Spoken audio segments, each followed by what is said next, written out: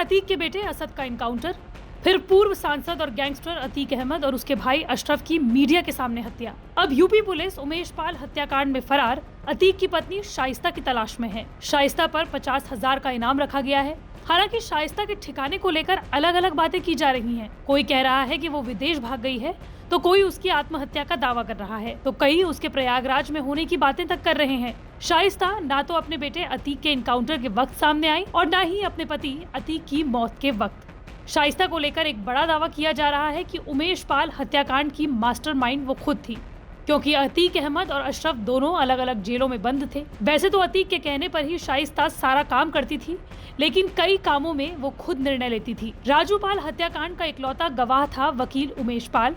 उमेश पाल की गवाही पर ही अतीक को राजू पाल हत्याकांड में सजा हो सकती थी। शाइस्ता को लगा कि अगर उमेश पाल को ही रास्ते से हटा दिया जाए तो खेल ही खत्म हो जाएगा, लेकिन इस एक हत्या ने अतीक के पूरे परिवार को ही खत्म कर दिया। अतीक और शाइस्ता की शादी 1996 में हुई थी। इस शादी से दोनों के 5 बेटे हैं, जिनमें 2 बड़े बेटे जेल में बंद हैं। तीसरे असद की मौत हो चुकी है और 2 नाबालिग हैं। एक तरफ अतीक 17 साल की उम्र से ही जुर्म की दुनिया में आ गया था, तो वहीं शाइस्ता को भी जुर्म की ABCD अतीक ने ही सिखाई थी। शाइस्ता ने अपनी पढ़ाई प्रयागराज के एक कॉलेज से की है और यहाँ उनके पिता पुलिस अफसर थे। रिटायर हो चुके पुलिस कांस्टेबल मोहम्मद हारून की बेटी शाइस्ता परवीन प्रयागराज के दामूपुर गांव में परिवार के साथ रहती थी। उनका बचपन पिता की नौकरी की वजह से सरकारी पुलिस क्वार्टर में बीता। शाइस्ता 4 बहन और 2 भाइयों की सबसे बड़ी बहन है। मीडिया रिपोर्ट्स में बताया गया है कि शाइस्ता बहुत विनम्र स्वभाव की महिला है। बताया जा रहा है कि शाइस्ता पुलिस की नजरों से दूर रहने के लिए महिलाओं के झुंड में है।